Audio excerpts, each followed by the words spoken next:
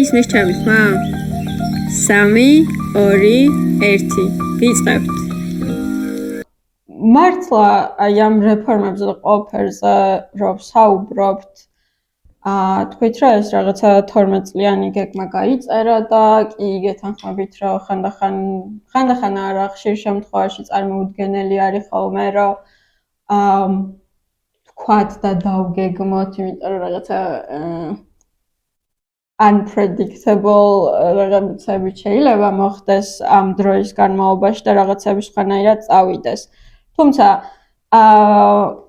მას შემდეგ რაც ეს რეფორმები გატარდა, შეიცვალა, არ ვიცი, მთავრობა შეიცვალა, პრიორიტეტები შეიცვალა, მიდგომები შეიცვალა, გამოწვევები გავიზარდეთ, რაღაცა ტექნოლოგიები შემოვიდა და ასე შემდეგ და აი როგორ შეაფასებდით მაგ კონტექსტში რეფორმების უწყვეტობას? ანუ აი თქვენი რეფორმებიდან სადღაც 2009 წლიდან დღემდე მაგალითად რა შეიცვალა? ერთი რაც გრძელდება არის ეს სასწავლო გეგმის ძირითადი სტრუქტურა დარჩა დღემდე და პრინციპი არის იგივე, რაც იყო სხვა რაღაცა პარადიგმულ ცვლილებებს ეძახიან თვითონ, მაგრამ სინამდვილეში იგივეა. მაგალითად, ეხლა ცნებებზე დაფუძნებული პედაგოგიკის პრინციპები შემოტანასწორებენ ბოლო რამდენიმე წელია. თვითონ სტრუქტურულად სასწავლო გეგმა არის იგივე, რაც არის შედეგზე ორიენტირებული სასწავლო გეგმა, რაც შეიძლება არ ვიცი, თავის დროზე ესე იყო ჩაფიქრებული, რადგან უნდა შეეცვალა მასაებელზე და შინაარსზე დაფუძნებული მიდგომა, მაგრამ არსებობს სხვა მიდგომებიც, რომლის კომბინაცია იქნებოდა კარგი, რომ მარტო შედეგებზე კი არ იყოს, პროცესიც იყოს და შედეგებზეც, იმიტომ რომ თავისთავად განათლების პროცესიც ისევე ღირებულია, როგორც შედეგი. რომ თავიდან გადასვლა იყო ჩაფიქრებული, როგორც შედეგზე ორიენტირებულზე გადასვლით და მეგონა რომ ეს აიცვლებდა მასწავლებლებს, რომ უფრო საინტერესო გაეხადა პროცესი და თან მრავალფეროვანი. და ესეც იმ ავტონომიურობის მნიშვნელობიდან გამომდინარეობდა, რომ ვიღაცამ არ უნდა განსაზღვროს სტანდარტული პროცესით, როგორ უნდა მიხვდეს სტანდარტულ შედეგებზე. ანუ ეს გრძელდება და მეტაღლებად შენარჩუნებულია ციკლები ამ განახლების, სახელმწიფოების განახლების და ასე შემდეგ. ბევრი რაღაც შეიცვალა, მაგრამ პრინციპი სახელმწიფოებით უზრუნველყოფის საერთოდ შეიცვალა 2012 წელს საყოველთაო ხო ის გაჩნდა მოსწავლეებისთვის ყველასთვის სახელმწიფოს დარიგების სისტემა შემოვიდა, რამაც მნიშვნელოვნად გაუმჯობესა ხელმისაწვდომობა. და პრინციპი როგორც გაკეთდა, ეგ ძალიან პრობლემურია. რაღაცა გაუნცელებლობის უთხრის, რომ თქვენ აღარ ხართ ამის მფლობელი, ჩვენაც გინდა იმას უზავთ თქვენ ნამუშევრებს, რამაც გამოიწვია ის, რომ განვითარება შეაფერხა სახელმწიფოების. იმიტომ რომ ინტერესი აღარ აქვს სახელმწიფოების ავტორებს, რომ განავითარონ, იმიტომ რომ ფინანსური ინტერესი ნაკლებად აქვს და ახლა მინიმალური ფინანსური დანახარჯით ცდილობენ მაქსიმალური მოგების მიღებას. სკოლების დაფინანსების სისტემა ძირითადად ისევ არის სულადობრივი, თუმცა ახალი კომპონენტებიც გაჩნდა, რაც ითვალისწინებს, ანუ უფრო მეტად ითვალისწინებს სკოლის სპეციფიკას, ზომას, იქ სად არის სკოლა და ასე შემდეგ. და ეგ კარგია, კარგი ცვლილება იყო. ეს უწყვეტი არის მაგალითად პოლიტიკური კონტროლის სკოლებს სამწუხაროდ. ჯერ კიდე პარტია თვლის, რომ უნდა გამოიყენოს სკოლები საკუთარი რაღაცა ამორჩევლების მობილიზაციისთვის.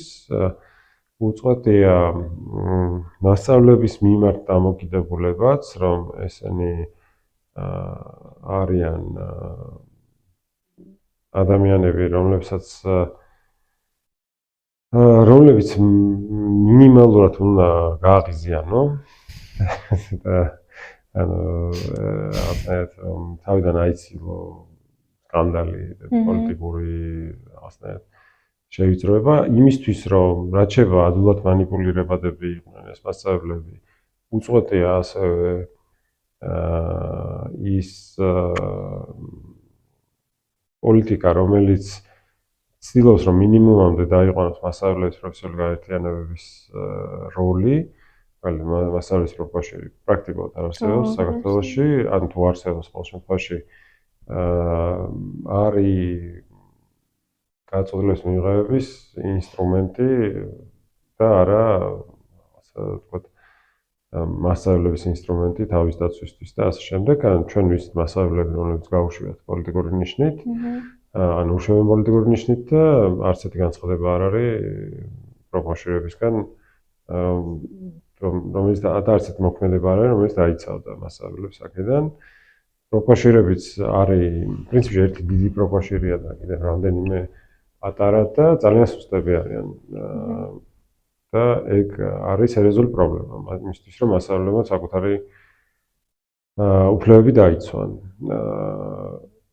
ან მე რაღაც ცვლილებები იყო, მაგალითად მე 2009 წლის მერე შემოიღეს რაღაც ეს საფეხურებრივი კარიერული სქემა, მე გააუქმეს ახლა ეს ამარჩევნების წინ დირექტორების სისტემაც ახლა 2009 წლისთვის ჯერ კიდე არსებობდა სრულად არჩევითი სისტემა, ანუ მხოლოდ სამეურვეო საბჭოს შეეძლო რა აერჩია, უკვე შემდეგ წლებში გაჩნდა შესაძლებლობა რომ სამისამ დაუნიშნოს სკოლას დირექტორი. ისინიც თქვათ ხო უწყვეტი არის თქვენ სტრუქტურული პრინციპი, როგორ იმართება, რომ აი მაგალითად ადგილობრივი ხელისუფლება არ მონაწილეობს განათლების მართვაში და ეგ წოდია, იმიტომ რომ რა ვიცი, აი უბრალოდ ესე სახალისოდ რომ ახსნათ, ესეთი ამბავი იყო საგარეჯოში თუ არ ვცდები, სკოლის ეზოში იპოვეს გველი, მე დაიწყეს რაღაცა ლობირება, რომ ზომები ყოფილიყო მიღებული. თავიდან მუნიციპალიტეტში უთხრეს, რომ გველი გააგდეთ. მუნიციპალიტეტმა თქვა, რომ ჩვენო უფლება არ აქვს, ფული დავხარჯოთ, ჩვენ ფული დავხარჯოთ სკოლის საჭიროებებზე, იმიტომ რომ დადგესებული არ გვაქვს ბიუჯეტში, ეგ სკოლა ჩვენ არ გვეხება, სკოლის მფლობელია ცენტრალური ხელისუფლება, ეგ რაღაც ბიუროკრატიული ისინი. ახლა წარმოიდგინეთ, როგორ მიმართავს საგარეჯოს სკოლა განათლების სამინისტროს, რომ იქ ბავშვებმა გველი დაინახეს, ბალახში გასრიალდა და რამე ქენით. ახლა სამინისტრო მე გველების სპეციალისტს როგორ უკავშირდება, მე როგორ იღებს ამ გადაწყვეტილებას რაღაცა და მე როდისღაც იქ რაღაცა ჩადის რაღაცა, არ ვიცი რა. ლაპარაკია ელემენტარულ რაღაცაზე, რომ რა ვიცი. როგორც თვითონ ეს მე არ ვიცი, ხა თავს ვერ დავდებ, რომ ეს სწორი მეთოდია, მაგრამ გოგირდი რომ დაწვან გონიათ, რომ გველი გაიქცევა იქ. და ან რაღაცა რომ არ ვიცი, რაღაც დაყარონ დაასხან, რაღაცაკნა ამგლის რომ დაწულები იყვნენ გველებისგან. და ბოლოს მივიდან იქამდე ამდენი რაღაცა ტრიალით, რომ ისევ საგარეჯოს მუნიციპალიტეტმა თქვა, რომ მოდიო სკოლის გარშემო დავყრითო. მე შეიძლება ქარმაც კი დაუბეროსო და სკოლის შიგნითაც ეზოში რაღაცნაირად ეს შეიტანოსო და მოკლედ შექმნეს ილუზია, რომ ვითომ სკოლის გარეთ აკეთებდნენ რაღაცებს და სკოლის შიგნით დაყარეს, იმიტომ რომ მათივე შვილები სწავლობენ იმ სკოლაში და იციან რომ ჭირდება. ხო და ადგილობრივი როცა მონაწილეობს, რა სწრაფად შეუძლია ბევრი რაღაცა გადაჭრას, მაგრამ ადგილობრივი რომ მონაწილეობს, მე ჩდება ახალი საფრთხეები, კორუფციის, იქ თავისი რაღაცა ნაციონალების დანიშვნის და ასე შემდეგ. რაც ისეც ხდება, მაგრამ თქვა დაკონდობარებული რო იყოს. ესე რომ აი ეს რაღაცა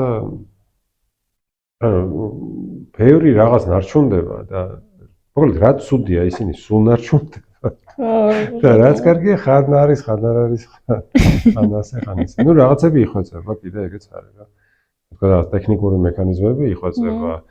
თქვა ინფრასტრუქტურა ნელ-ნელა უმჯობესდება, რომ აი თქვა ინტერნეტი აჩვენე ბევრ სკოლაში იყოს, ეს კი უკეთესობისკენ მიდის, იმიტომ რომ ზოგადად ინტერნეტის დაფარვა ვითარდება, უფრო მარტივი ხდება საქართველოში ინტერნეტის შეყვანა, მაგრამ პრინციპები არ იცვლება რა, მთავარი პრინციპები, რაც ხელს უშლის განვითარებაში. მთავარი პრინციპი ერთ-ერთი მაგალითად არის ის, რომ აი ხო სხვა საჭიროებები აქვს სკოლებს და განსხვავებული სკოლები არის ომით, რაღაცა ისტორიით, სხვა რესურსები აქვს და ადამიანური თუ ტექნიკური, მაგრამ ერთი და იგივე ინსტრუმენტები ცდილობს ყველა სკოლაში მოაგვაროს სახელმწიფო რაღაც პრობლემები და გონიათ რომ ეს ინსტრუმენტები არიან უნივერსალური. აი თქვათ მასწავლებლების სქემა იყო ესეთი, ხო, აი თუ მასწავლებლებს სამოტივაციო პაკეტებს ერთნაირად მივცემთ, აი მაგალითად ყველას ერთნაირად გაიზრდება ხელფასი, რაღაც სტანდარტული ნაბიჯების გადადგმის შემდეგ.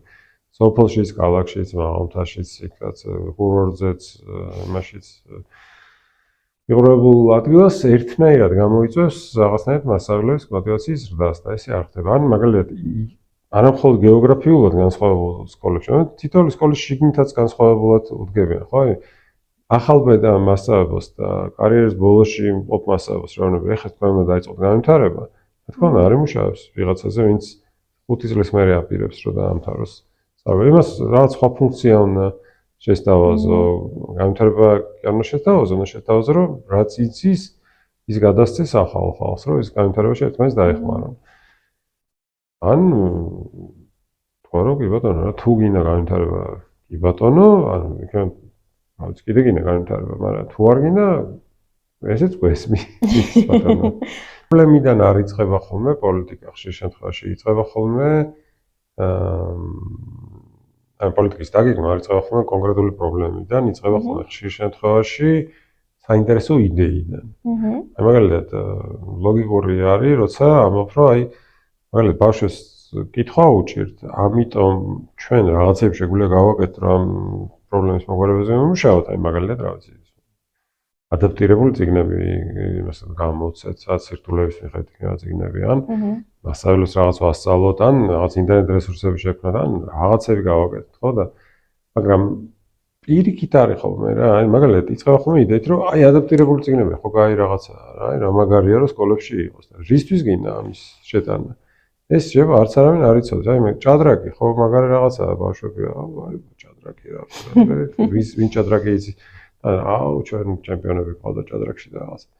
და პრობლემა სინამდვილეში შევა წერა კითხო და არა ჭადრაკის თამაში, ან ლოგიკური აზროვნების პრობლემა კი არ გაქვს, ჯერ ინფორმაციის მიღების უნარების განვითარება გაქვს პრობლემა. მე ახალი მინისტრი იტყვის, რომ აი ხომ კარგი იქნება კლუბები იყოს სკოლებში. კი, კარგი იქნება, ყველაფერი ეს კარგი იდეებია. მაგრამ პოლიტიკის დაგეგმვის ძირითად პრინციპს ეწინააღმდეგება, რომ ირჩევ პრობლემას. მერე იწყებ ალტერნატივების განხილვას, მერე ამ ალტერნატივებს აფასებ ერთმანეთთან მიმართებაში, მაგალითად რომელი ალტერნატივა რომელ ღირებულებებთან უფრო ახლოს არის, მაგალითად სამართლიანობის ღირებულებასთან ახლოს არის თუ არა, ხარჯ ეფექტიანობასთან არის თუ არა ახლოს, საერთოდ შედეგიანობით გამოირჩევა თუ არა კონკრეტული ალტერნატივა. ერთმანეთს შეადარო და მერე აირჩიო რომელიღაც თქვა რომ ან კომბინაცია რამდენიმეს. და ან შეიძლება თქვა რომ აი ზოგ სკოლაში ეს, ზოგ სკოლაში ის. იმიტომ რომ ესენი განსხვავდებიან, ხო, სადღაც მუშაობს მასწავლებლების ტრენინგი, სადღაც მუშაობს პირდაპირ ონლაინ გაკვეთილების ჩატარება ბავშვებისთვის. მასწავლებლის გვერდის ავლით. ხო და ეს კიდე უკავშირდება ხო აი პრინციპებს რა, კიდე ერთი პრინციპი არის ის, რომ როცა ცენტრალიზებულია ისე როგორც არის საქართველოში, ექსპერიმენტების ადგილი ნაკლები. ექსპერიმენტი საერთოდ სუდი სიტყვა განათლების სისტემაში. ამდენი ექსპერიმენტებით დავიღალეთ, ესეთ ფრაზებს ამოვაყო. ან ჩვენ შვილებზე ექსპერიმენტებს რატომ ატარებთ? ესეთ ტექსტი, ანუ ექსპერიმენტი რა, ღირებულების შემცველი კი არ არის, იგულისხმება, რომ ეს არის რაღაც რისკი. ხო და დღეს მაგალითად აჭარა არის შედარებით ავტონომიური განათლების მართვაში და იმათ რაღაცები აქვთ მოფიქრებული და გაკეთებული, რაც მერე სხვას გამოადგა მთელ სისტემას. აი მაგალითად სახელმწიფოების დარიგება იქ 2012 წლიდან კი არ დაიწყეს, იქ დაიწყეს სადაც 2006-7 წლებში ჯერ კიდევ. და მერე სხვა მთელ სისტემას შეეძლო დაკვირვებოდა იქ რა პრობლემებს იწვევს და მერე იქიდან გამომდინარე გადაიღო სხვადასხვა. ამიტომაც მაგალითად ეს შედარებით დეცენტრალიზებული მართვა ასეთ შედარების უფლებას კი არა, შესაძლებლობას იძლევა, რომ გამოიცადოს რაღაც კონკურენტი ინსტრუმენტები. აი, მაგალითად, სკოლის კვება დავიდა, ხო, ახსენეთ? მაგალითად, წალენჯი ხამს წადა სკოლის კვების რაღაც მოდელის შემუშავება, როცა ბარათებზე აძლევდნენ ფულს და ბავშვებს შეეძლო ეყიდა, ხო და როცა იწყებს სხვა მუნიციპალიტეტი მსგავს რამეზე ფიქრს, ხო, შეიძლება დააკვირდეს, რომ აი, თუ გამოიცადა და არ მუშაობს, ან უკეთესად წარმოვიდგენია რომ უნდა მუშაობდეს, მაშინ რა შეიძლება გავაკეთო მე. და ამ ინიციატივების შესაძლებლობას არ იძლევა სისტემა. თან არ იძლევა კარგი ინიციატივების შესრულების სისტემას. აი მაგალითად პანდემიის დროს ვიცი რომ აჭარაში მიდიოდა დისკუსია ისინი აქვია ტაბლეტები ხარ დაურიგოთ ბავშვებს, იმიტომ რომ არ ქონდათ ელექტრონული ხელსაწყოების რითიც ისწავლდნენ. და ცენტრალური ხელისუფლების პოზიცია იყო, რომ არა, ჯობია რომ არ დაურიგოთ, მაგრამ რომ მე გამოჩნდება, რომ სხვაგან უარესი მდგომარეობა და ბავშვებს არ აძლევენ. რეალურად შეიძლება იმას უთანასწორობა გამოეწვია, რომ აჭარაში ქონდათ უფრო მეტი რესურსები ვიდრე სხვაგან, მაგრამ ზოგადად უარი ვთქვით რაღაცა ერთ რეგიონში გაუმჯობესებაზეც კი, იმიტომ რომ სხვაგან არ გამოჩენილიყო პოლიტიკური პრობლემა. და სხვა რეგიონები არ არიან მზად, რომ ასევე გაუმჯობესებენ.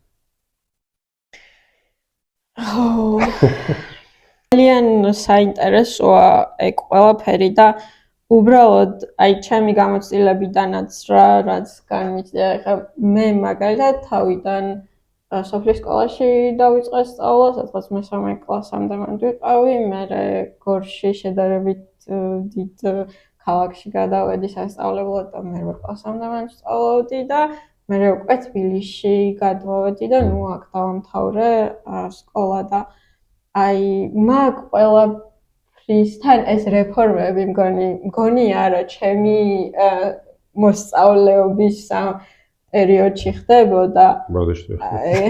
როგორ? ექსპერიმენტად გამოგიყენებივართ. ხო და ძალიან ისე მახსოვს აი განსხვავებებიც თუნდაც მე როგორ გამიხარდა რომ ეს უფასო წიგნების დარიგება დაიწყეს და ასე შემდეგ.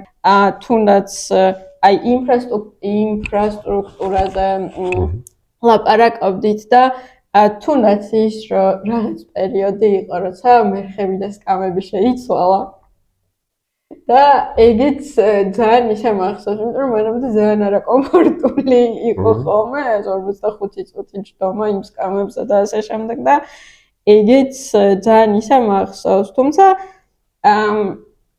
მაგ ინფრასტრუქტურასთან დაკავშირებით მქონდა კითხვა, აი რაღაცებს ვაკეთებთ ხოლმე რა, მაგრამ აი ბოლომდე არა რა. აი ხო შეიძლება და მაგალითად ის სკამის და ის მერხიც მაგაზე უფრო კომფორტული ყოფილიყო ან რაღაცა ეგეთი მსგავსი, მაგრამ ყველაფერი შეიძლება იყოს უკეთესი, მაგრამ აი უბრალოდ წარმოგიდგენთ რაზე იყო ლაპარაკი.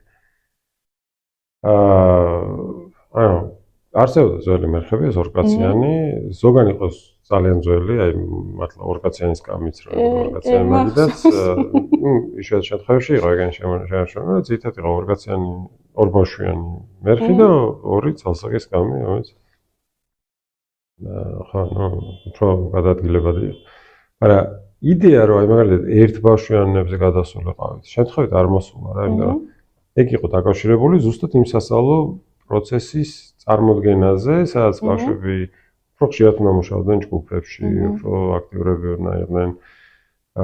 შეიძლება უნდა იყოს განლაგებების ცვლილება იმისთვის, რომ სხვა ტიპის დისკუსია ჩატარდეს, ან პრეზენტაცია ჩატარდეს, ან რაღაც, ხო? და ამისთვის ერთადამიანიანი მერხები უფრო მოსახერხებელია და შეიძლება ატყობო გადაწყვეტა. მაგრამ აი მაგალითად ზოგიერთ სკოლაში სპეციალურად მივედი რა, ეს როცა ეს ჩავიტანე. და იდგა ისე როგორც იყო და ორიმიანი, ესე ორი ერთად და ბავშვები ისე გვერდ-გვერდ აისხნენ. და მე ვიკითხეთ რომ რატომ ხდება ეს? აღმოჩნდა რომ რატომ? ორი ძირითად მიზეზი იყო. ერთი იყო ის რომ არ ეტევა უბრალოდ ბავშვების ის რაოდენობა საკლასო ოთახში ისე რომ ეს რაღაცა მერხები მოძრაობდეს და განცალკევებული იყოს, ანუ ყველა მერხის გვერდზე რიგი რო იყოს გასავლელი. და მეორე იყო რომ იქ სადაც ეტეოდა, მაინც მასწავლებლებს ვერ წარმოუდგენიათ რომ სხვანაირად შეიძლება იყოს განლაგებული, რომ ეს არის ინსტიტუციონალიზებული პრაქტიკა. ადამიანის წარმოდგენაში ეს არის საკლასო ოთახი. და არ უნახავს სხვანაირად საკლასო ოთახი, ხო? ჯერ უნდა ხო, მე არ იყენებს იმ მეთოდებს, რომელსაც ჭირდება ეს ინდივიდუალური მერხის მიბრუნება, შეერთება, განცალკევება და ასე შემდეგ. მე მის წარმოდგენაში, აი მაგალითად მასწავლებელი მეუბნებოდა, რომ აი ვკითხე, რომ რატო გექნათ ეს შეტყობებული ორი მერხი და აბა როგორ შეიძლება გავაკეთოთ? აი მაგალითად ესე რომ განალოგოთ მეთქი რა, კედლების გასწვრივ თქო და დაფიქრდა და მერე ეგ ხო ნიშნავს, რომ ცალი ცალხარის იქნება დაფაო და მე ეს თვალი დაეძაბებაო, რომ იქით იყურება დაფისკები. ხო, რა თავს მოატრიალებს მეთქი, მე ისე დაეძაბება. აი მეთქი, მაშინ შემდეგ ესე რომ მონაცვლეობით რომ დასვა მეთქი, აი ბავშვი მაგალითად პირველ გაკუთოზე აქეთაც ზის და მეორე გაკუთოზე იქით ზის და იქიდან იყურება, რომ მე ეს კისერი აქეთ გაევარჯიშოს და აი ფიქრა რომ ძალიან ჯიოტი ადამიანი ამას მე ვერ შეაცვლია თავისას და მითხრა რომ ძალიან ჭკვიანი ბრძანდებით და აუცილებლად მაგას გავაკეთებ. ანუ რაღაცა დანებდა და ეგ ცალკე საკითხი იყო რომ მაგალითად არ ესმოდათ ხშირ შემთხვევაში შენთვის ამ ისტორიაში მომუშაო არ გაგწალა უფლება, ეგ არ ნიშნავს რომ ძალაუფლება გაქვს რომ უბრძანო, რომ ეს გააკეთოს. ანუ ელაპარაკები როგორც კოლეგას. არ ჯეროდათ მაგის რომ როგორც კოლეგა ელაპარაკები. გონია რომ ეხა მე თუ შევეპასუხები ამას, მე ეს მე დამსჭის. ვერაფერ ვერ ვაგებინებდი რომ ეს არ იყო. შეუძლებელი იყო. ანუ მე რო წარმოვიდგინე წასულავ ამ ისტორიაში და შავი სია რო გამეკეთე რომ ამ მასწავლებლებმა რაღაცები მითხეს და მიმეცა ვიღაცებისთვის და მართლა შეეროდა. მე შეიძლება მართლა გაეშვა რომ რაღაც მასწავლებელი დირექტორს. აუცილებლად ვფიქრებდი რომ აი სიგორო იყო ჩემთან სკოლაში იმის გამო რომ გამოშვეს. და ეს აი იმდენად იერარქიულია ეგ სისტემაც რომ არ მუშაობს. ეხლა შეიძლება თუ არა უკეთესი მოიტანოს. შეიძლება რა თქმა უნდა, მაგრამ ბიუჯეტი როცა გაქვს, აი მაგალითად თბილისის ბიუჯეტი დღეს არის რაღაც 5 ჯერ უფრო დიდი, ვიდრე მთელი განათლების ბიუჯეტი იყო, როცა ვიწყებთ ამის კეთებას. ხო და თან არ ვიცი, აი მთელი ამბავი იყო რა, ეგ რომ აი რაღაცა ერხი ჩინეთიდან უნდა ჩამოვიდეს თუ რაღაც. და აქ ვერი წარმოება და მე აღმოჩნდება 2 წელიწადში ეს მერხი არ ვარ გადა, მე ის მერხი ვარ გადა, ეს რაღაცა და მე აქაც შეულებაც გაკეთებას მე ამას შევუკვეთავენ, მე აღმოჩნდება რომ არ შეუძლია თურმე. ეგონა რომ გააკეთებ და მაგრამ ვერ გააკეთებს და აი 1000 ეგეთი ის იყო, მცდელობა იყო რომ აი მოდი რაღაც სიტყვა რომ ადგილობრივ წარმოებას შევუწყოთ ხელი და ესეთ კურიოზული ამბავი იყო. აჭარაში ატარებდნენ ჭადრაკის ჩემპიონატს და ესე იგი ვიღაც ადგილობრივმა დურგალმა თქვა რომ მე გაეკეთებ ჭადრაკის ფიგურებს რა და ახლა თემი სახელმწიფო აპარატი კულტურის სამინისტრო და განათლების სამინისტროა დათარებული რომ რა კარგია ახლა ადგილობრივ მეწარმეს შეუწყობთ ხელს თუ რაღაცა და ჩემპიონატი რომ უნდა დაიწყოს რაღაც ერთი კვირაა დარჩენილი და ეს კაცი ამას რომ უიო ახლა მიხდიო ცხენს ვერ ვაკეთებ ისიც დასგამაქრო რომ მარტო გვალ ფიგურებს იმაშება და ცალკე დაიწყო აი კულტურის მინისტრი ჩართული იყო იმაში რომ რამენაირად ეპოვათ ჩარხი რომელიც ცხენის ჭადრაკის ცხენის ფორმის ფიგურას გააკეთებდა. აი წარმოგიდგენთ აი ესეთ რაღაცა მაშიც არის. აი გინდა რაღაცნაირად რომ გააკეთო საქმე უკეთესად და რაღაც ეგეთ სისულელში იხლართები და თან რადგან ცენტრალიზებულად კეთდება ესეთი რაღაცები რა მე ეგ ხდება სულ არის შეუძლებელი ხდება მე ჩარევა, გადამოწმება, ექსპერიმენტი. აი მუნიციპალიტეტი რო ყიდულობდეს და მერხეს ხო, ვიღაც მუნიციპალიტეტი ნახავს რომ აი მეორემ უკეთესი იყიდა. ან ვიღაც ადგილობრივი მშობელი ნახავს რომ იქ აი თქვა რა გორში რო ესეთ იყიდეს, ხაშურში სხვანაირი იყიდეს და შემდეგ არჩევნებზე ეთქვის რომ იცოდეთ მე თქვენ ხარსა და დაგიჭერთ. თუ ხაშურის და მე ვიღაც თუ არა ბორჯომში უკეთესია. თუ რაღაც და ან პოლიტიკის ნაწილი აღარ არის განათლება რა. აი ესეთი დონის პოლიტიკის ნაწილი. და მე მგონი რომ ეგ დიდი შეცდომა იყო. უბრალოდ მაშინ გააცოცხლება მიღებული იყო კორუფციის და აი პარტიის დაცვის, კორუფციისგან გათავისუფლების და პარტიის დაცვის ინტერესებიდან გამომდინარე და იმიტომ რომ 2004 წელს როცა ჯერ კიდევ მუნიციპალიტეტები მონაწილეობდნენ განათლების მართვაში, მაგალითად თბილისის საქალაქო განათლების სამსახური არსებობდა, იმის თანამშრომლები დაიჭირეს. იმიტომ რომ რემონტების კეთების დროს ფული გააკეთეს. და მე ვიფიქრეს რომ აი ყველა თუდას ჯერი გაგვიხდა, მაშინ შეიძლება ამან გამოიწვიოს კიდე რაღაცა ახალი პრობლემა პოლიტიკური სისტემის დიდი ცვლილებების დროს, რომ იქ უკვე ადგილზე გვეყოლება კორუმპირებული ხალხი, რომელიც ვერაფერს ვერ გააკეთებს.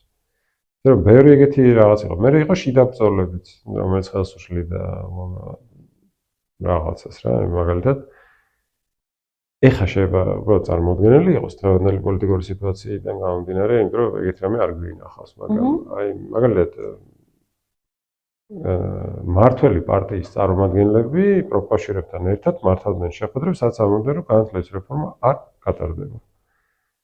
და ჩვენ მეკითხავთ ხო, მაგრამ ესენი ხო რაღაცა ის ხელისუფლების ნაწილი არიან და ამბობდნენ, რომ ეთქვა რაღაც სხვა ინტერესი აქვს, იმიტომ ამბობენ.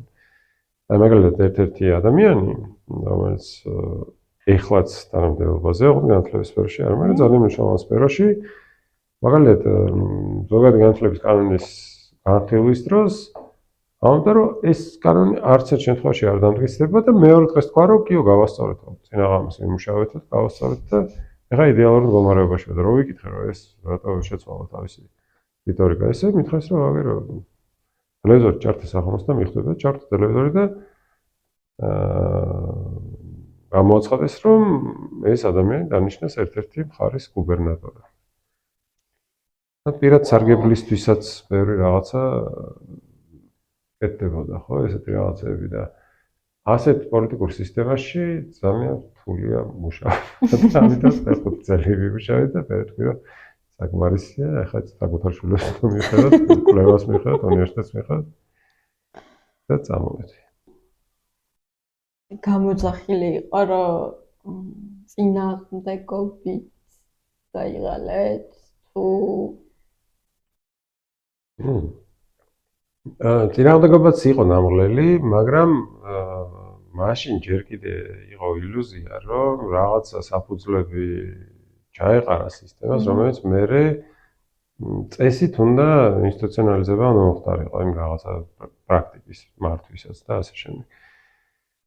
მართვის პრაქტიკაში გულისხმობ მაგალითად დემოკრატიულობასაც, რომ რაღაცა განათლების სამინისტროს თანამშრომლები არ უნდა ყოფილიყვნენ რაღაცა პრობლემებში ყოფილი რაღაცა ხალხი, რომელიც ზემოთ ამღურებს ამ სისტემას ან პირადი სარგებლისთვის რაღაც წაკეთებს და ან ის რომ პოლიტიკური კლასისთვის მარტივი არ უნდა ყოფილიყო ჩარევა ამ სკოლებში და მაშინ მაგ ილუზიით მოდიოდი მე რომ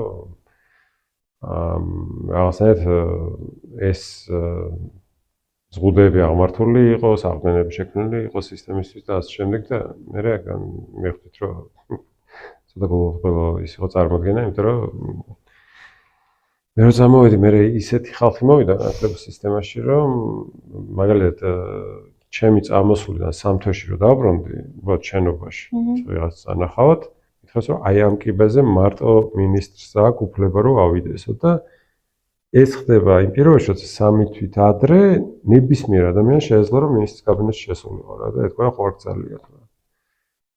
რაღაც საქმე მაქვს, მინდა რომ რაღაცა გითხრა. და უცებ აი 3 თვეში ესეთ ცვლილება რომ ვიღაც გეუბნა რომ არა აქ მარტო ბატონი დიმიტრის შეუძლია. ავიდეს და ახლა და შეშინებულები დადიან. ვისაუბრეთ ამ გამოწვევებზე, რაც არსებობდა, კიდევ არსებობს, რაღაცები შევძელით და მოვაგვარეთ, გამოვასწორეთ და ასე შემდეგ და აი მომავლის ამბებზეც რო ვისაუბროთ, თავისუფლების მოედნის კონტექსტში. იმიტომ რომ მე გავეცანი გეგმას, რაც ჰქონდათ განსაკუთრებით განათლების მიმართულება დამაინტერესა და აი მაგაზეც რო ვისაუბროთ რა რატო ეგ მიდგომები საიდან თან ვიცი რომ სულ ისეთი ხალხი ხართ შეკრებილი, ვისაც განათლებაში უკვე ქონია რაღაცა სახის გამოცდილება და ძალიან მნიშვნელოვანია ხო რომ პრაქტიკა ვისაც აქვს და გამოცდილება მაგ სფეროში რეალურად იმ ადამიანებმა იზრუნონ მაგ თემაზე ვიდრე ვიღაცამ ვინც არ ვიცი რაღაცა სოფლის მეურნეობის გამოცდილებით არის მოსული ან რაღაც სამართლის მიმართულებით არის მოსული და ხო აი ეგ როგორ წამოვიდა ეს ინიციატივა რაზე დაყრდნობით იმუშავეთ მაგალითად ხო რამდენიმე მნიშვნელოვანი ინიციატივა არის თავისუფლების მოედნის პოლიტიკურ პროგრამაში ხო ერთი არის ეს სასკოლო კვების პროგრამა, იმდროინდ ვთვლით, რომ არის პრინციპში დიდი პრობლემა არის, ხო ისე ლოგიკა რომ დავკარგოთ, ან პრობლემიდან უნდა დავიწყოთ, ან დიდი პრობლემა არის, როდესაც ბავშვების მნიშვნელოვანი ნაწილი თავს თვლის შივრად თუ შივდებათ ხო გაკვეთილზე და ეს მე აკარგინებს კონცენტრაციას და მასწავლებლებს პრობლემა აქვს მე ამ ბავშვებთან მუშაობის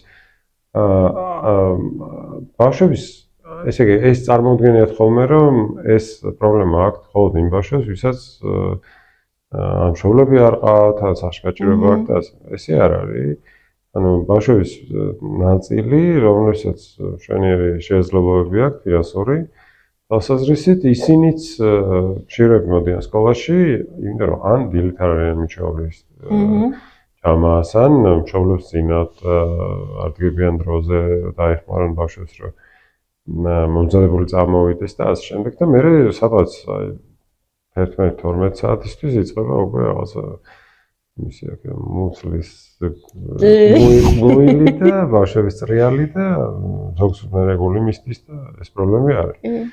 ბევრი კვლევა ჩატარებული, რამდენიმე ჯგუფი მუშაობდა ამაზე, ერთი არის განათლების კოალიცია, გაერთიანება არასამთავრობო ორგანიზაციების, მათ ჩაატარეს და მეორე ხმა არის, ესეთი მოძრაობა და მათ ჩაატარეს კვლევა და ორივე კვლევა აჩვენებდა იმას, რომ სერიოზული პრობლემა მასწავლებლებისთვისაც, ბავშვებისთვისაც. და ეს არის ერთ-ერთი ამოსავალი რაც განაპირობებს ამას. მეორე პრობლემა არის განათლების ხარისხის პრობლემა და განათლების ხარისხის მიღწევების პრობლემა, რომ ბავშვები ვერ აღწევენ რაღაცა მინიმალურ კომპეტენციებს, ეს უკავშირდება ასევე სოციალურ პრობლემებს, რომ სახში არ აქვს სათანადო კვება, პირობები და ასე შემდეგ და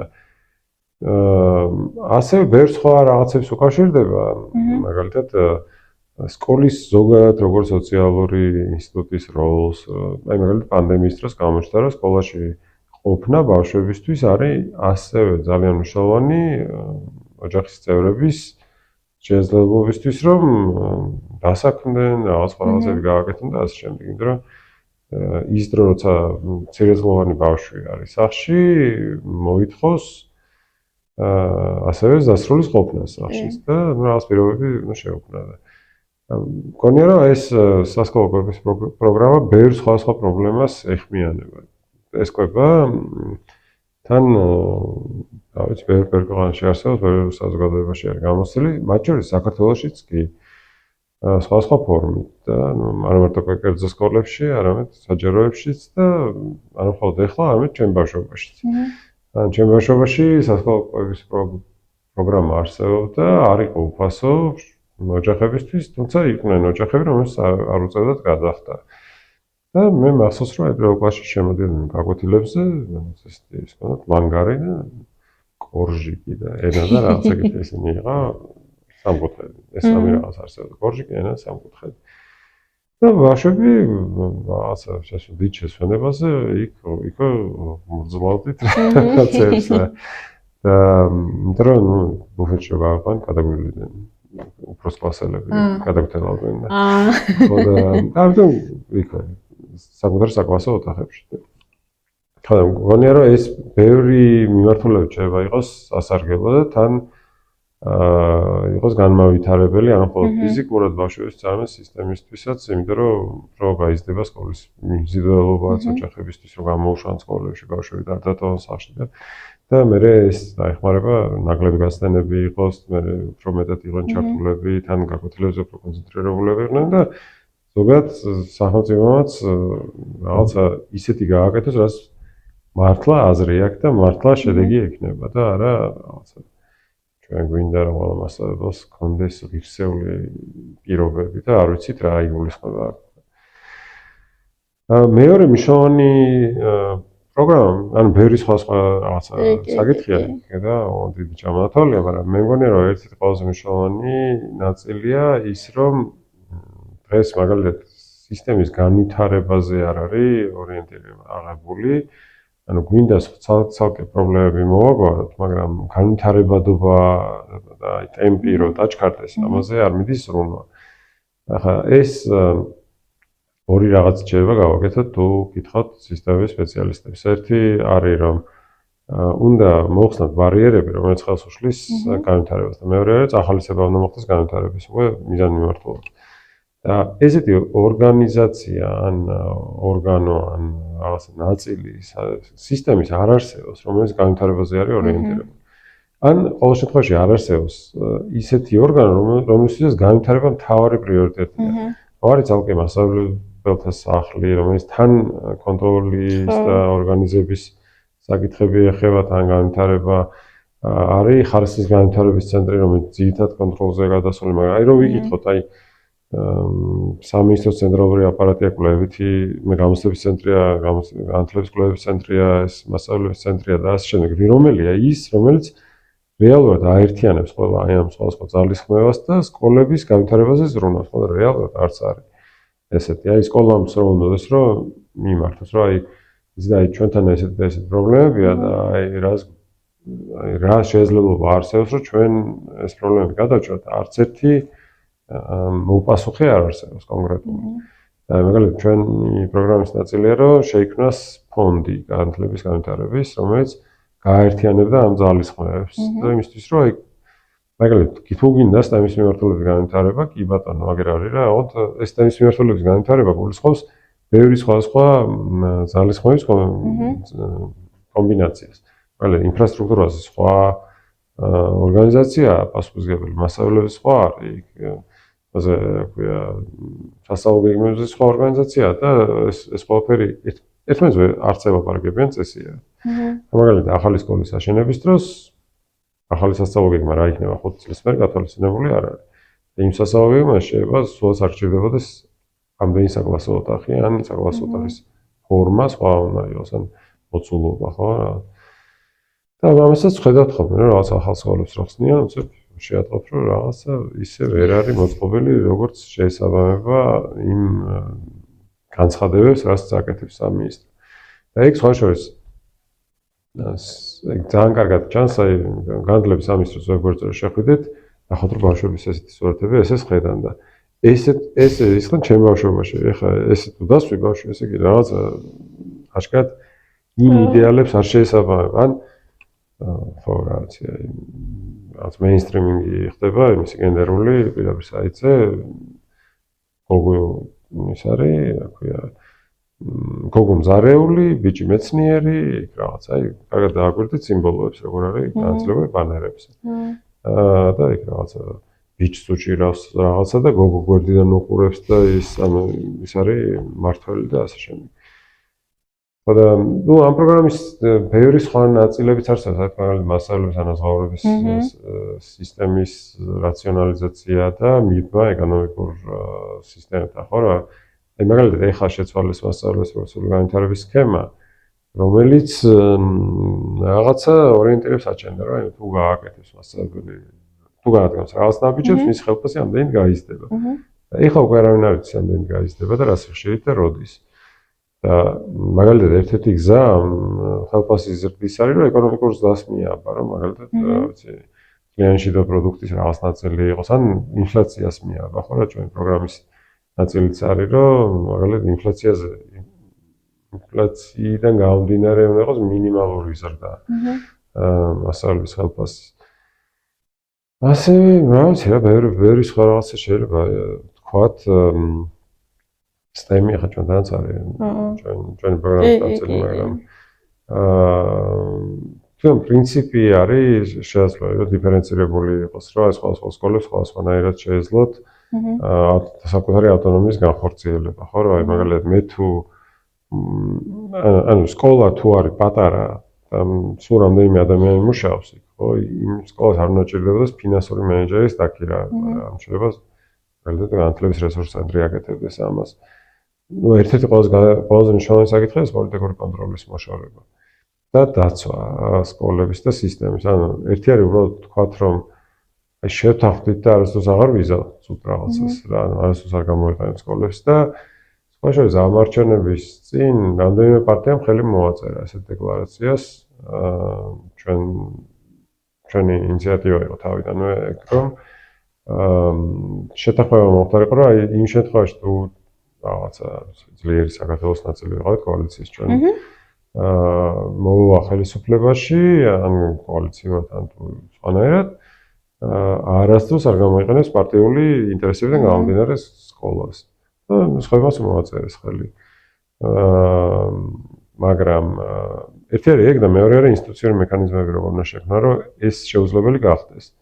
მაგალითად ერთ-ერთი რაც გვაქვს ჩვენ პროგრამაში არის საზედმხედველო საბჭოს დაარსება სამინისტროში, რომელშიც შერჩეულები იქნებიან საზოგადოების წარმომადგენლები, სხვა ინსტიტუციების წარმომადგენლები, მაგალითად უმაღლესი განათლებიდან ხალხი, რაღაცა ასოციაციებიდან, არასამთავრობო სექტორიდან და ამ შემდეგ რომ მაქსიმალურად მარტივი იყოს გავლენის მოხდენა სამინისტროს გადაწყვეტილებებზე და მონიტორინგის შესაძლებლობა ქონდეს მარტივი.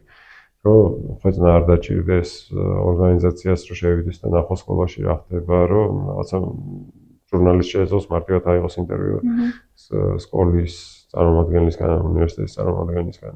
ასე ხა მაგალითად სკოლაში ინტერვიუს აღება თუ უნდა ვიღაცას, გადაამისავარდებენ იმაში სამინისტროში. სამინისტრო არ მიცეს მაგის უფლებას. და ამიტომ ჩაუსარდეს ჟურნალისტი ქუჩაში, შეუვარდეს სახლში, რაღაცა ეთელი ეს რაღაც იგიჟეებია. დოკუმენტებს არ გაძლევენ, კვლევებისთვის მონაცემებს არ გაძლევენ. ესეთი რაღაცებიც ანუ ძალიან მნიშვნელოვანია, რომ რაც შეიძლება ღია იყოს ყველა მონაცემი რაც გროვდება საჯარო რესურსებით, იმიტომ რომ ну ჯერთი იმიტომ რომ ჩვენი რესურსებით არის შეგროვებული, მაგრამ მეორე იმიტომ რომ შეიძლება გახდეს გადამოწმება იმისი, რაც გვეუბნება სახელმწიფო, ხო? მე რომ უთხრა ხალხს რომ ისეთ ყველა სკოლას აქვს ლაბორატორია, ახლა შეძლოს ვიღაც გადაამოწმოს. მაგალითად მე ჩემი შვილი მივიყვანა სკოლაში, საჯარო სკოლაში. და არ იყო გათხოვა, მანამდე წინა 2 წლის განმავლობაში უკვე ნათქვამი ქონდა ხელისუფლებას, რომ ყველა სკოლაში გათხოვა არის დამონტაჟებული. და ნუ არ მომჭირდებოდეს პირადი გამოცდილებით ამის დადასტურება, რომ ეს არ არის სიმართლე. ისედაც უნდა შემოწმოს, რომ მონაცემები ავიღო, რასაც თვითონ აგროვებს სახელმწიფო. ის რომ პასუხი მოუთხოვო, ხო, სხვანაირად შეუძლებელი. ან ბევრი ესეც საკითხი ხო, გამჭვირვალობის საკითხი, პოლიტიკის რაციონალურობის საკითხი, მიუკერძოებლობის საკითხი, სამართლიანობის საკითხი, კეთილდღეობის საკითხი, ბევრი ეს ღირებულება განსაზღვრავს ჩვენ პროგრამას და ამიტომაც არის ასე შედგენილი. კი, და აი მან მიშტავა ხოლმე ერთი ეგეთი შეკითხვა და ძირითადად ჩვენს საუბრობდით აი რა მხრივ სად რა პრობლემაა ესე შემდეგ და ესე შემდეგ და მაგ ყველაფერს რო ვისმენ ხოლმე ან კითხულობ ან რაღაც საკუთარი გამოცდილებიდან აი სულ მიჩნდება ხოლმე კითხვა რა საიდან დავიწყოთ და ხანდახან ეს იმდენი იმედგაცრუებაც რომ მოდის ხოლმე ერთი პერიოდი ვამბობდი და არჩევებული მქონდა რომ მოდიან არ ვიცი ხელისუფლებები რომ არ შეეხება ეს მხოლოდ განათლებას რომ მოდიან ხელისუფლებები რომ იცვლება და ასე შემდეგ იმდენი რაღაცა ძირეული პრობლემა არსებობს უბრალოდ არ იციან საიდან დაიწყონ მე უბრალოდ ფიქრობენ რომ ოკეი რაღაცა 4 წელი ვიქნები და წავალ მე სხვა მოვა და საბოლოოდ ვერაფერს ვერ ვიღებთ ხო და აი ხეთ რაღაცა ისეთი შეგრძნება გამიშდა ჩვენი საუბრის მიმდინარეობისასაც რომ შეუძლებელია. რა ვქნათ, რა გავაკეთოთ, რა არის საშველი, სად არის საშველი? ხო და ეგ არის რომ შენ როცა ხარ ხელისუფლებაში არ უნდა იცოდე რომ ყველა პრობლემა შენ გადაჭრა. ანუ შენ უნდა შექმნა პირობები, სადაც ეს პრობლემები გადაიჭრება შენი თანამონაწილეობით, მაგრამ სხვების მიერაც. შეუძლებელია. ანუ ეგ არის ერთ-ერთი მთავარი პრობლემა. ანუ როცა ვლაპარაკობ ბარიერების მოხსნაზე, სტრუქტურულ ბარიერებს ვლაპარაკი, ხო რა, მაგალითად თუ ვიცით რომ ფული არის ცოტა სისტემაში, მაგრამ სისტემის გარეთ არსებობს ფული, რომელიც იხარჯება განათლებაში, მაშინ უნდა დავფიქრდეთ იმაზე, რა შეიძლება იყოს ის ბარიერი, რომელიც იწვევს იმას, რომ ეს ფულის ნაწილი არ იხარჯება სკოლაში. მაგალითად, რატომ არის რომ fundraising-ს ვერ აკეთებს სკოლა, ან არ აკეთებს სკოლა დღეს? იმიტომ ნუ გასაგებია რომ არსებობს ცუდი გამოცდილება, ეგ არის სკოლის ფონდის არსებობის გამოძალვის და ასე შემდეგ, მაგრამ ეგ არ არის გამართლება. სკოლას შეიძლება ქონდეს შესაძლებლობა რომ ეთქვა რა ვიცი ადგილობრივ ბიზნესს დაუკავშირდეს და ასე შემდეგ კარგი გამოცდილებები არსებობს. მაგალითად ბოლო 3 წელი მიდიოდა ბიოსერების დაფინანსებული რადიკალური პროგრამა, რომელიც აკავშირებდა სკოლებს ბიზნესებთან და სკოლები თავაზობდნენ ბიზნესებს, რომ აი რაღაც პრობლემის მოგვარებაში დახმარებოდნენ. ზოგს მოედანი არ ქონდა, ზოგს თემის ლაბორატორია არ ქონდა, ზოგს რაღაც კამპანიის გამართვა უნდა და რაღაც ადგილობრივ მასთან ეკოლოგიურ პრობლემასთან დაკავშირებით და ბიზნესები ეხმარებოდნენ. ახლა ეგ რა თქმა უნდა მთელ სისტემაში ვერ მოაგვარებს ყველაფერს, მაგრამ ზოგ სკოლაში რაღაცას შექმნის, ან რაღაც ინტერესს გააჩენს, თუ საზოგადოება ჩაერთოს, ხო, სკოლის ცხოვრებაში. თუ ჩვენ ვიტყვით, რომ სკოლის ცხოვრებაში საზოგადოება არ უნდა ჩაერთოს, იმიტომ რომ ეს არის აშიში, ბავშვები უნდა დავიცვათ პოლიტიკური ზეგავლენებისგან, იქ რაღაცა ბიზნესისგან, რაღაცა, იმიტომ რომ ხო, უბრალოდ არ ვიცით როგორ უნდა მოხდეს ეს, ისე რომ ეთიკური იყოს, რომ იქ რაღაც პამპერსის რეკლამები არ გამოაკრან, ხა მაინდა-მაინც იმაში. სკოლაში ან სასმელების ან რაღაცა რეულები არ მიყიდან ახლა. გამოცემობა მაინდა-მაინც სკოლებს თუ არ ვიცით ამის კეთება, მაგრამ უნდა ვისწავლოთ ნელ-ნელა ხო და რაღაცა ეს რეგულაციების ესე სადახან გონიათ ხოლმე რომ უცებ რაღაც სრულყოფილი რეგულაცია სადღაც უნდა ჩამოვარდეს და მხოლოდ მერე უნდა დაიწყოს. აი თქვენ მიგითხეთ მოამზადეთ თუ არა სკოლები და ან რა დონეზე უნდა იყოს მომზადებული რომ თავისუფლება მისცე, ხო ეს ამის გადაწყვეტა რთულია. აი მაგალითად ჩვენ მე ყოველთვის ეს მაგალითი მოყავს ხოლმე. ვიყავით თუ არა ჩვენ მზად მრავალპარტიულ დემოკრატიაზე გადასვლისთვის.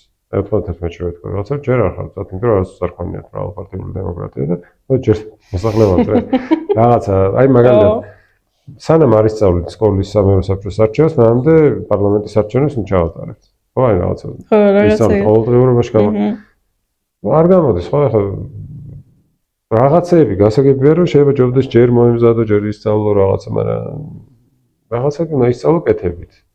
სხვა ვარიანტი არ არსებობს. და უნდა ისწავლო შეცდომების დაშვებით და მე ამ შეცდომების ანალიზით და გამოსწორებით და არა გაუქმებით მე. თუ თქვათ რა ვიცი ბიუჯეტის მართვის უფლება არ გაქვთ, არ დაუშვებ შეცდომებს ამ ბიუჯეტის მართვისთვის და იცი რომ დაგჭიან ნებისმიერ პატარა გადაცემაზე, ხო? მაშინ რა თქმა უნდა შეეცდები რომ არაფერი არ გააკეთო.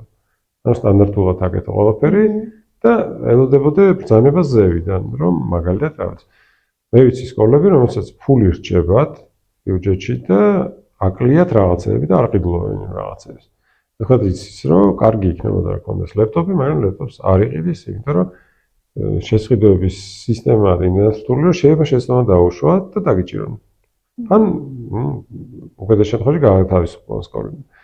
არიან სკოლის დირექტორები, რომლებიც თავები არიან, ამას რო გაიჯანდებას ასნაირად გავაკეთებ ამას. მაგრამ არის შემთხვევები, როცა აი მაგალითად 53 სკოლის დირექტორი პოლიტიკური ნიშნით გაათავისუფლეს, მაგრამ საბაბად მოუძებნეს ის, რომ კონტრაქტი ჰქონდა გაფორმებული ბოკლომზე და იყიდა ნატურა თუ პირიქით ნატურაზე ჰქონდა და იყიდა ბოკლომზე. ესეთი აბსურდული რაღაცა როცა იქნება, ესეთი გადაწყვეტილება და ესეთი მიზეზი რო ჩაიწერება. ან მაგალითად პანდემიის დროს სკოლა დახურეს ისიც პოლიტიკური ინტერესის გამო ჩაღლარის სკოლების ქსელის ნაწილი იყო, რაც ექსპერტმა დაუწერა, რომ დაცვის დარღვეული იყო პირადი მონაცემების დაცვის რაღაცა პრინციპი იმითი, რომ მშობლები ესწრებოდნენ ბავშვების გამოცდილებას. ამ დროს ერთი წლით ადრე სხვა ექსპერტს ეწერა, რა კარგია რომ მშობლები ესწრებიან ბავშვების გამოცდილებას, იმიტომ რომ ეს თავს საზოგადოებას სკოლის ცხოვრებაში და ბავშვებს უკეთესად ესწრებინებათ, რას აკეთებს მასწავლებელი. ხოდა ესეთი სისტემა, რომელიც არის არა მხარდაჭერაზე, არამედ დასჯაზე ორიენტირებული, ანუ გულისხმობს იმას, რომ თვითონ პრინციპი თუ შეცვალე, მერე ჩდება შესაძლებლობები, რომელსაც ნელ-ნელა იწყებენ გამოყენებას. ანუ მაგალითად თუ დაინახავს ერთი სკოლის დირექტორი, მეორე სკოლის დირექტორს მადლობა გადაუხადეს იმისთვის, რომ მაგალითად სათემო რესურსები ჩართავს სკოლის ცხოვრებაში, დაფიქრდება, იქნება მეც გადამიხადონ მადლობა იმისთვის, რომ მეც ვიპოვო პარტნიორი სკოლიდან. თუ მაგალითად რაღაცა სკოლა დაინახავს, რომ გვერდზე სკოლამ ფანდრეიზინგით არის კორტები ააშენა, ხო, დაფიქრდება, რომ ჩვენ რატო არ ვაკეთებთ იგივეს, როცა აგერ არის ვიღაცა. ეს აქ რა მინერალურ წყლებს ასხავს, აგერია ჩვენი მეზობელი, რაც ჩვენი კურსდამთავრებული, აგერია 200 მეტრში ჩვენგან. არის ეგეთი გამოცდილებები არის საქართველოში, უბრალოდ სისტემა არ იძლევა ეგეთ საშუალებებს და აი მართლა პიროვნულ სიმამაცეზე, სიტამამეზე და დაცვაზე არის რა. სკოლის დირექტორს თუ ყავს კარგი პოლიტიკური მცველი, მაშინ გაბედავს ეგ და მაგალითად ქმარის სუსში თუ მუშაობს, ეგეთ რამეს გაბედავს რა, იმიტომ რომ იცის რომ ხელს არ ახლებს სუსი არასდროს. მაგრამ თუ თქვათ შეამჩნიეს რომ მიტინგზე გამოვიდა ერთხელ და მე რაღაცა ისინი რა ქვია პატარა მინი ზოოპარკი გააკეთა სკოლაში იმისთვის რომ ბავშვებმა გაიცნონ ცხოველები, შეიძლება უცებ მოვიდნენ თქვენს რომ მაიცა კაცო, ცალკე კანონში წერია რომ ცხოველი არ შეიძლება რომ იმაში იყოს სკოლის ეზოში. მართლა არის ეგეთი უაზრო კანონები. ხო და ანუ ამ სისტემას ჭირდება უბრალოდ გათავისუფლება და წახალისება. აი მაგალითად STEM-ის მიმართულებით თუ გინდა რა სკოლა მიმუშაო, ნუ წახალისო, ანუ დაავალო. ანუ პრინციპი რა არის, ხო, არის მოთხოვნაზე ორიენტირებული ცვლილება და მიწოდებაზე ორიენტირებული ცვლილება, აი ეკონომიკურად რო შეხედა, ხო? მიწოდებაზე ორიენტირებული ცვლილება რა, მე შემოგცემს STEM-ის ლაბორატორიას და აბა შეინც. ანუ მე შეგიქმენი პირობები და აბა ახლა რაღაცა ეს პირობები თავისით რაღაც გამოიწვევს. აი მერხების ეს რა ვიყოთ, ხო? ერთ ბავშვიან მერხებს მოგცემ და ეს ხო კარგია და შენ ხო გამოიყენებ, მაგრამ მეორე გზა არის, როცა შენ კულტივირებას ახდენ მოთხოვნებს, ანუ ის უნდა გთხოვდეს, რომ მომეცი ერთკაციანი მერხები, იმიტომ რომ აი იმ სკოლაში რო არის, ის თანამედროვედ გამოიყურება, რაღაცა ჯგუფებში კარგად მუშაობენ, მომე რა და მაგ შემთხვევაში რომ მიცემ რესურსებს, რომ ეს გააკეთოს. ის და იმ მერხებს გადაალაგებს ყოველ რაღაცა კვირაში ან სხვა გაკვეთილებს შორის სხვადასხვანაირად. რომ მისი ინტერესი იქნება, რომ ეს გააკეთოს და არა შენი ინტერესი გარედან. და ეს მიდგომა, ეს მოთხოვნების კულტივირება საერთოდ არ ხდება ჩვენ სისტემაში. მასწავლებელი გთხოვდეს, რომ მომეცი რა საშუალება, რომ წავიდე ტრენინგზე. პირიქით არის ხოლმე, ხო, ვალდებულება უჩნდება, რომ შენ აუცილებლად უნდა წახვიდე ტრენინგზე. მასწავლებელი ამბობს, რომ მე ხო უკვე ვიყავი ამ ტრენინგზე. ეს შინ არის ხო უკვე ვიცი, აი დასაჭირო არის, რომ კიდე ერთხელ წავიდე. რთულია, მაგრამ შესაძლებელი. რთული არის, შეუძლებელი არის მხოლოდ მაშინ, როცა დაიჩემებ, რომ მე ვიცი, და არავინ სხვა არ იცის. და მე ვიცი და მე უნდა გავაკეთო და მე აიღებ ამ ვალდებულებას და მე მიხვდები, რომ შეუძლებელია. რომ ყველაფერი აკეთოს სამინისტრომ. ან თუნდაც რაღაცა ეს ხო არ არის რაღაცა ალ კაპონეს რო ებრძოდა რაღაც ხუთკაციანი რაზმი თუ რაღაცა და ყველაფერს უფლება რა ქონდათ, ან შეუძლებელია ეგეთი რაზმი შექმნა. განათლების რეფორმატორების და თქვა რომ ამათ იმუნიტეტი აქვს და ყველაფერს გააკეთებენ და უნდა იყოს სისტემური მიდგომა რა სტრუქტურული, რომელშიც მე ჩაესხმება სხვა შინაარსები. კი ბატონო, კი ბატონო. ხო, რამდენიმე საბოლოო კითხვას გადავსვამ და დავასრულოთ. მასწავლებლების მხრიდან ან რაღაცა სკოლის პერსონალის მხრიდან რამდენჯერმე გაიხსენეთ რა დამოკიდებულებები ქონიათ და ასე შემდეგ და არის ისეთი რამე უკავშირი რაც მიგიღიათ და დღემდე მოგყვებათ ეს რაღაცა მიღწევათ ან რაღაც რო გაიხსენებთ რომ აი ეს მიხარია რომ ესე მოხდა. ნუ შედეგებიდან გამომდინარე რაღაცა რთულია მაგას ლაპარაკი კი ვიღაცები ამბობენ რომ აი რა კარგია რომ მაგალითად რა ვიცი ეს საგანი შემოიღეთ. მანამდე არ არსებობდა ხო ძალიან მაგარი რაღაცა რა თქვა მაგალითად სამოქალაქო განათლება არ არსებობდა როგორც საგანი გაჩნდა უხარიათ სამოქალაქო მასწავლებლებს და მადლიერები არიან. ხო და არც არის გასაკვირი. ანუ არსებობდა რაღაც პროგრამები მსგავსი რა თქვა სამართლებრივი კულტურა და ასე შემდეგ და სხვა სკოლებში არსებობდა, მაგრამ ესე რომ ყველა სკოლაში რაღაცა სისტემატიზირებული კურსი არ არსებობდა.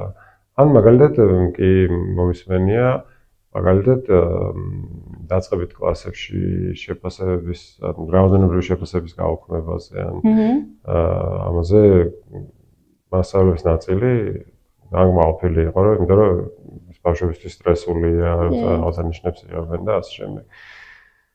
ასევე ინკლუზიური განათლებაზე ცხადია, ბევრი მშობლისგან ვისაც ყავს ბავშვები, ვისთვისაც ძალიან მნიშვნელოვანი იყო ინტეგრირება ბავშვების ჩვეულებრივ საკლასო პროცესში და არ უნდათ რომ ბავშვები სპეცსკოლებში ყოფილიყვნენ, ძალიან ის იყო გულსამოჭოყებელი უკავშირები. იყო მე მაგალითად რა ვიცი, აი თუ რამის ემონებს მანჭეს ხოლმე არის, როცა მეუბნებიან რომ მე შენ რომ მუშაობდი იქ, მე ვიყავი, მახსოვს, რაღაც მოვედი და შენ დამელაპარაკე რა. იმიტომ რომ ეს გამოცდილება არ აქვს ადამიანებს, რომ ვიღაცას დროს ხარჯავს იმაში, რომ მოისმინოს, გაუზიაროს რაღაცა. ჩემთვის ეგ იყო ჩვეულებრივი რაღაცა, რომ ანუ სხვა თავი რომ დაანება იმას, ხართ თუ არა განათლების სპეციალისტი, რაც კულტურის ნაწილიც არის, ხო, დემოკრატიულობა. რომ ადამიანს რომ მოვა და გეუბნება რომ შეხვედრა მინდა და მოგეშანა ხა ბალბოდიეთ რა. ანუ რაღაცა მე ხა დასალევად მიდიოდი, სადღაც და დროს ეგ არის რა. ანუ რაღაც არ უნდა კარგი მიზეზი იყოს ყველას. ხო შეხვედრის გამართვას აპირებთ რა, ანუ ძალიან მნიშვნელოვანია რომ ვიღაცა შენი იმედი რო აქვს, შენს იმედი არ გაუცრუა, რაც არ უნდა უაზრობით შეიძლება იყოს მოსული, იმიტომ ხანდახან აი მაგალითად მართლა ძალიან გრძელ გზას გადიოდნენ ადამიანები ისეთი რაღაც საკითხებად, რომელსაც ვფიქრობ, რა უბრალოდ რო დაგერეკა რა და გეკითხა, ხო, აი ზუსტად 2 წუთში გეტყოდი, რომ ჩემი საქმე ეგ არ არის. მაგრამ აი სიამოვნებით რა, შენ მითხარი, რას ფიქრობ და მე გეტყვი, მე რას ფიქრობ და როგორც მინდა ესე გავაწყვეტე რა. ხო და რა ვიცი, მე ჩემთვის ეგ ძალიან მნიშვნელოვანი იყო, რომ რაღაცნაირად მონაწილეობა მიიღო ესეთ კულტურის დამკვიდრებაშიც, რომ ეს არ არის რაღაცა აი უბრალოდ აი მე თვითონ პირველად რომ მივედი განათლების სამინისტროში მახსოვს, ჯერ ბავშვი ვიყავი, რაღაც მე-3 კლასში ვიყავი და მოხდი რაღაცა იმასე და ესე დავდიოდი რაღაც გრძალვით შეშინებული და მე 99 წელს მივედი სკოლას ვაარსებდით გიზოლეს ანშულის პროექტი იყო ამერიკულ აკადემიას და სასწავლო გეგმის სანახავად მივედი და მახსოვს როგორ დაიძაბნენ, როცა რაღაცა კარზე დავაკაკუნე და შევხედე და ესეთი ისქონდათ, რომ აი დაუკითხავთ რატომ მოხვედი თუ რაღაცა და ვინ ახართ, რა ინტრიგანი ხომ ახარ და რაღაცა და უბრალოდ მინდა და მეკითხა სასწავლო გეგმა არსებობს ამ ქვეყანაში, ესეთი ჩემნაირ ხელმძღვანელად სასაცილო პასუხიც მიიღე. ეს პასუხი იყო, რომ ერთი ცალი გვაქვს დაბეჭდილიო და ეხლა გავუშვიდო სკოლებში და რომ მოილისო, მოbrunდებაო და მერეო გამოიარეო და მოგცემთო. და აი ეს დასწრეში ყვავი დავიწყეთ რა პრობლემა იქნება. აი დაახლოებით ეგეთ სიტუაციაში დავიწყეთ მუშაობა რა. ეს სასწავლო გეგმა არავინ არ იცოდა სად იყო და სად არსებობდა. ცისფერი მთების ეს არის ხო? რეფლექტორებთან ისმენ. բոլოს რო არის მოყოლებული ხალხი და ის ერთმა მოიფიქრა და დაიგონა რომ ძალიან ანუ არ არსებობდა და თქვა არ უნდა რომ არსებობს და ეს რაღაც გამოიგონა იმ წამს იმ ადამიანს. და ის ადამიანი მე რომ მივედი სამუშაოდ იქ დავხვდა სამინისტროში და ვფიქრობდი რა ეხლა ერთად ამ ხალხთან ერთად რა შეიძლება რომ გააკეთო და ხო ნუ ზოგი აღმოჩნდა რომ უბრალოდ სისტემის სვერპლი იყო არ იცოდა გააკეთებინა იმიტომ რომ დავალებას არ ქონდა რაღაც კონკრეტული და შეეძლო რომ გააკეთებინა ზოგი ხო სხვა სამყაროში იყო აღსდილი და აი მაგალითად ამ ადამიანმა რომელიც ეს მითხრა ახსოვს რომ სამინისტროში მუშაობდი და ამ დროს სკოლაშიც მუშაობდი პარალელურად და დაურეკე და უთხარი რომ აი ამ სკოლიდან ვარ და მაინტერესებს ატესტატის ასაღებად რა საბუთებია საჭირო და ესეთ პასუხი მივიღე რომ ესეთ რა ესეთ საქმეები ტელეფონით არ გვარდება. მე ვთქვი რომ კარგით მეთქი აი ზედასართულზე ვზივარ და ეხლა ჩამოვალ მეთქი და ისე შეეშინდა ესე გავიჭირეს რაღაცა იმაში რა ქვია ძალაუფლების არასათანადო გამოყენებაში შეიძლება კორუფციაში. და ჩავედი აკანგალებული დავხდა რომ რას ნიშნავს ტელეფონი არ გვერდა ტელეფონი ვერ მეტყოდით მეთქი რა აი საჭიროა ესეთ საბუთები შეგროვება რა არის ეს არა თქვენ არსებობთ გამიგეთ რაღაც აი უბრალოდ წარმოუდგენელია აი მართლა წარმოუდგენელია იმისი აღწერა რაც ხდებოდა მე რო იქ მივედი და ეხა არის მართლა დედამიწა იმიტომ რომ უბრალოდ ტექნოლოგიზირების საკითხი რო ავიღოთ ხო 400 თანამშრომლიან სამინისტროში 20 კომპიუტერი მუშაობდა დაჭები რას აკეთებდნენ უბრალოდ არ ვიცი აი ფურცელს ესე აჩოშებდნენ მაგიდიდან მაგიდაზე და მართავდა თან ეს სამინისტრო ფინანსურად არ მართავდა სკოლებს მართავდა ფინანსის სამინისტრო აი მართლა რას აკეთებდა ეს სამინისტრო არავინ არ იცის მე მაგალითად საქართველოს გერბს დავაწერდი რომ ეს არის გაშვებული შესაძლებლობების ქვეყანა. აი უამრავი შესაძლებლობა იკარგება. მე კონკრეტული მაგალითი რა ვიღო, ჩვენ სკოლაში გვაქვს მასწავლებლის მომზადების პროგრამა. რაც გულისხმობს იმას, რომ ერთი წლის განმავლობაში ახალგაზრდები, ახალბედა მასწავლებლები აყვავს მენტორთან ვამუშავებთ და სტიპენდიას უხდით. ჩვენ უხდით. ანუ ისინი კი არ იხდიან ამ იმაში რა. ჩვენ იგივე პულს ვაძლევთ, რომ რაც შეიძლება ნაკლები დაჭირდეს მუშაობა ამის პარალელურად, რომ მთელი დრო დაუთმოს გაკვეთილებზე დასწრებას, რაღაცების გაკეთება. და იმისთვის რომ შევარჩიოთ ხალხი, გვაქვს გასაუბრება, შემოაქვს ძალიან ბევრ ადამიანს განაცხადი, მე ვუკავშირდებით რომ მოდი გასაუბრებას და არ მოდიან. ხოდა შეიძლება არ გჯეროდეს, რომ შანსი გაქვს რომ გახვიდე ამ გასაუბრებას, მაგრამ თავისთავად ის ფაქტი რომ შენ დაგიძახეს და გითხრეს რომ მოდი და მელაპარაკე რა, ეს არის შეაძლებლობა. რომ მაგალითად ესეთი ადამიანები, აი მაგალითად 2 წლის წინ ესე მოვიდა ადამიანი, ველაპარაკეთ და მივხვდით რომ კარგი იქნებოდა რომ ეს ადამიანი მუშაობს ჩვენ ბიბლიოთეკაში და მუშაობს დღეს. ანუ იმ პროგრამაზე ვერ მოხდა, მაგრამ მოხდა. რაც აქვს სამსახური. ხო და ესე შესაძლებლობების გაშვება, რა ვიცი, ხო, მე რომ მეუბნება რომ მოდი დავილაპარაკოთ, მე მიხვიდე და დაილაპარაკო რა. იმიტომ რომ შესაძლებლობა ყველა ესეთი კომუნიკაცია, რომ რა ვიცი რა, გაიცნო რაღაც სხვა რაღაცას დაფიქრდე, შენ თან დაფიქრდე საკუთარ თავზე, ხო?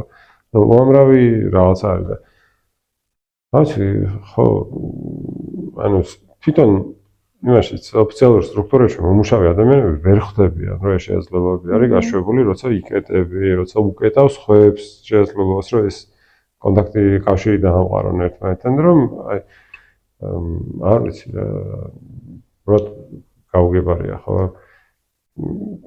რანაირად შეიძლება იმუშაოს საზოგადოებრივმა ინსტიტუტმა ერთმანეთთან ურთიერთობის საზოგადოების წევრებს შორის ურთიერთობის გარეშე და სკოლები სამწუხაროდ ესეთ ორგანიზაციებად ჩამოაყალიბა პოლიტიკამ.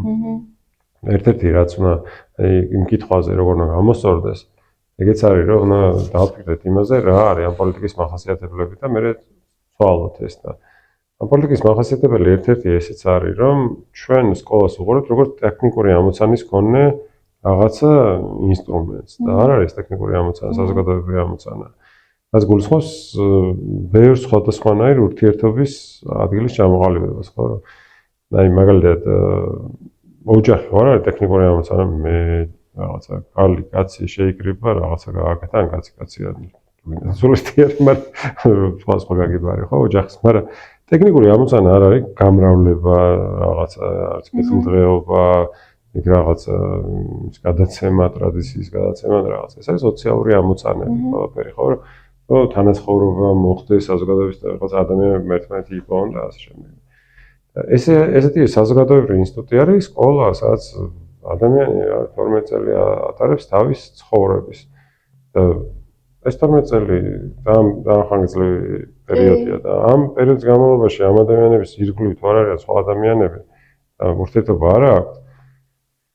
მაშინ ღარიბია ეს გამოცდილება და ხო და პოლიტიკის მიზანი თუ იქნება მაქსიმალური კონტროლი, იყო ესეთი პოლიტიკის მიზანი თავის დროზე მაქსიმალური კომფორტი. ასწავლებლებისთვის ეს ნიშნის მოადგილე არსებობდა, რომელიც იმეორებდა მაქსიმალური კომფორტზე. თუ ეხლა არის მაქსიმალური კონტროლი, მაშინ ეს აღარ არის საზოგადოებრივი ცხოვრება, საზოგადოება ესე არ ცხოვრობს. ხო, მაგალითად წარმოგიდგენთ მეზობელთან ურთიერთობისთვის კიდე ზედამხედველი რო ყავდეთ. ეს იყოს რომ ამხანაგობის თავმჯდომარე, რომელიც თუ მეზობლებთან ურთიერთობა ასე არ შეიძლება. ან რაღაცა დაბადების დღეს ესე არ ულოცავენ, ან შენ თუ ათხოვე, იმანაც უნდა გათხოვოს და ეს ყველაფერი გაგისაზღვროს და ესე იმართება განათლების სისტემაზე. Well-dan სამწუხარო პრაქტიკა და გამოცდილება არის კი. ხო. ბოლოს ასე იგი, რადგან მინდა რომ ვისაუბროთ მეგობრებო, აქ უნდა ყოფილიყო სიმონის პასუხი შეკითხვაზე, თუ რა შეცვლიდა ის ერთი რაღაცის შეცვლა, რომ შეეძლოს განათლების სისტემაში. ამ კითხვას ყველა სტუმარს დავუსვამ ხოლმე და ნახოთ ძალიან დიდი ინტერესით დაველოდები მათ პასუხებსაც. და ასევე პირდებით რომ მიკროფონებთან უფრო ყურადღებით ვიქნები ხოლმე, რომ აღარ გამოელიოს ბატარეა და თქვენი თვე შეძლოთ სტუმრის მოსმენა. ხო, მოკლედ აქ როგორც აღნიშნე, ძალიან გაგვიჭირდა ერთი პასუხის პოვნა, თუმცა საბოლოოდ იმაზე შევთანხმდით, რომ სწორ ადამიანებთან ერთად, სწორი ხედვით და მიდგომით ყველაფერი შესაძლებელია. პირველი ეპიზოდიდან ალბათ ყველას გახსოვთ ეს ტრადიცია, it's Lego time. ამ ყველაფრის მიზანი არის ის, რომ ამ პოდკასტში მოსულმა თითოეულმა სტუმარმა ერთი ბლოკი დააშენოს იმ საძირკველს, იმ ფუნდამენტს, რაც პირველ გადაცემაში მე შევქმენი და შემდეგ უკვე აი ასეთი ხიდი მივიღეთ და უფრო დიდ რაღაცებს მივიღებთ ხოლმე ჩვენი ცოდნების, გამოცდილებების გაზიარებით. აქ უკვე მადლობას ვუხდი სტუმარს საინტერესო საუბრისთვის და მისი გამოცდილებისა და მოსაზრებების გაზიარებისთვის, რომლებიც განათლების სფეროთი დაინტერესებული ადამიანებისთვისაც ძალიან ფასეული არის. აქ უკვე მაყურებელს ვეუბნები, რომ განაგრძონ კითხვების დასმა, სწავლა და ზრდა. ეს იყო ლიზა, შევხვდებით შემდეგ ეპიზოდში. ძალიან დიდი მადლობა მინდა გადავუხადო საერთო სამუშაო სივრცე რადიუსს, რომელმაც ამ ჩემს უსახლკარო პოდკასტს სივრცე დაუთმო და დაინტერესებული ხართ კომფორტული სამუშაო გარემოს პოვნით მოგბეზრდათ სახლში მუშაობა, შეგიძლიათ რომ დიდუბის მიმდებარე ტერიტორიაზე ეწვიოთ ამ საერთო სამუშაო სივრცეს.